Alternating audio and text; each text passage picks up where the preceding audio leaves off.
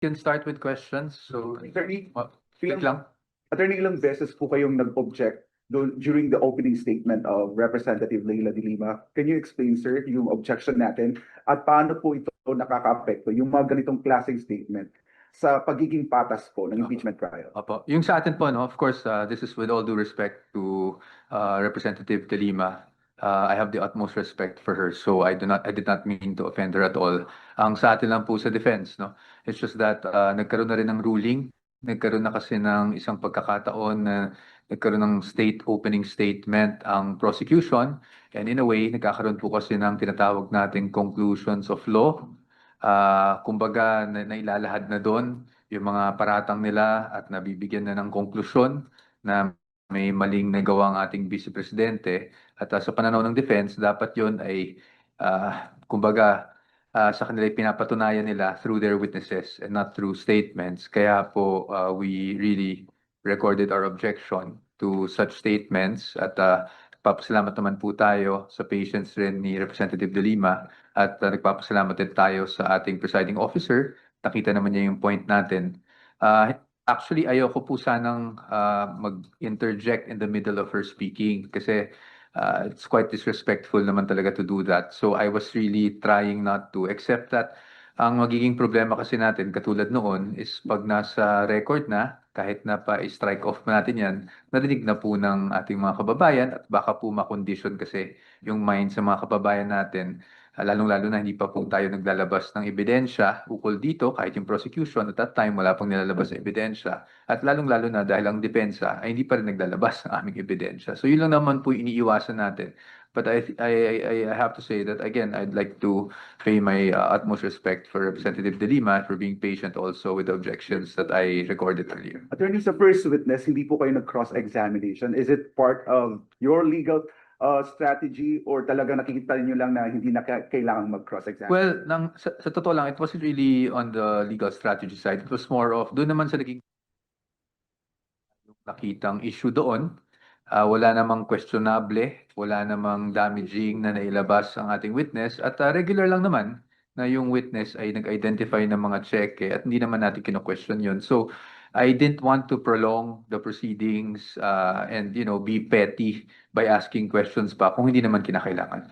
Sir, speaking of cross-examination, the cross-examine po on the second, may isa kasi term, may mga terms kasi na na-float doon, yung unusual, saka yung isa pa. Bakit hindi po kayo nag-cross-examine on those terms? Well, kasi yung unusual para sa akin, that's the opinion ng bank manager. I don't see how it will affect the case. Hindi naman siya matter at issue dito. Hindi naman kine-question yung validity noong encashment, diba? So I thought it was petty, no, for us to even dwell on that. The only questions I raised was I just wanted to clarify kung bakit nga nag-exit, no, sa labas. But again, I cannot really dwell on the merits, pero at least ma-explain ko lang kung bakit ganun ang naging approach ko sa Speaking on the cross-examination. fire exit, sir, bakit po importante that you asked about that? Ano pong Just to dispel any insinuations, doubts, whatever, as to bakit sa fire exit. But our job is to just elicit the answers from the witnesses, no, and to clarify certain matters. So as you can see naman, and as I've always said, I'm committed to not delaying the proceedings. So kung hindi naman, and that's just not me, but the entire defense team, no? So kung hindi naman kailangan magtanong pa ng additional questions, we don't want to be petty about things. Attorney, kung naging mabilis ngayon ang proceeding, mawa na ang next, Opo. paano yan? Mas magiging matindi na ba ang mga tanungan at cross-examination? Sa amin naman po, hanggat makakaya, kung pwede namang hindi na questionin ng mga bagay-bagay in terms of official documents, etc. Hindi na ko rin naman po gagawin, hindi na nang gagawin ng defense team. Pero syempre, mas masalimuot pagdating sa COA because I'm sure mas maraming tanong din ang mailalabas ng prosecution ukol dyan, no, to make their case. At syempre tayo, we will also have to react accordingly. But I'm still hoping na hindi na tayo ganun kahaba, no? It will depend on how the proceedings go. But what I can say is kung hindi naman kinakailangan, hindi na rin namin masyadong hihimayin pa para naman hindi tayo petty.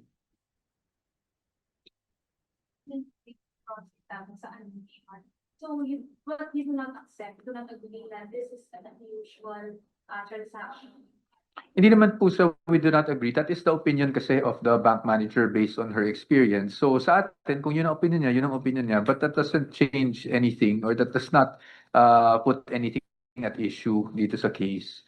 Kasi ang pinag-uusapan naman dito, hindi ba yung use of the funds, no? It's not the withdrawal of the funds. So hindi, para sa akin, again, I'm overusing the word, parang masyado ng petty talaga kung pati yun patulan pa natin. So, Attorney, dun sa objection niyo po, your case, parang No, not at all. attorney, doon sa objection nyo, doon sa mga opening statements, maging nung nakaraang linggo, laging binabanggit yung conclusion of facts and conclusion of law. Pwede nyo i-expound para mas maintindihan ng ating mga Oo, ibig kababayan kung ano yung conclusion of law, ano yung conclusion. Ibig sabihin kasi sinasabi mo na ginawa ng isang tao ang isang illegal na act when in fact hindi pa napapatunayan at hukom lang naman ang pwede magsabi niyan.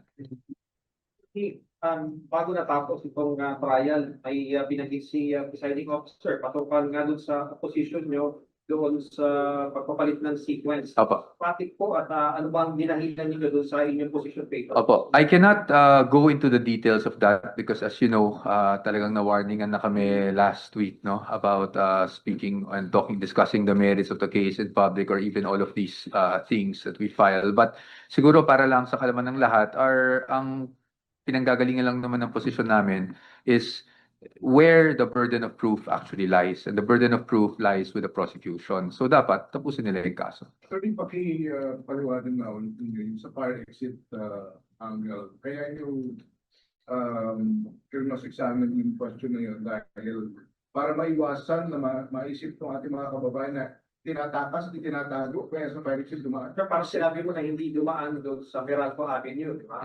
Para lang para lang hindi na magkaroon ng any negative connotation kung bakit ba sa fire exit. In-explain lang natin kung nasaan ba talaga ang land bank DepEd, which is inside the DepEd compound. At may fire exit nakadikit yun na pwedeng dumiretso sa loob. So totoo ako po, wala po akong personal knowledge. That's why inilisted kasi never ko pong nakita never po akong pumasok sa DepEd Land Bank. That's why I had to elicit that from the witness. Tapos sa prosecution ko, meron din situation na nagmamatch kasi siya doon sa description ng bank nila Scania. But what are your thoughts on that? I do not remember anything about Las Cañas having a bag. Camille Madriaga.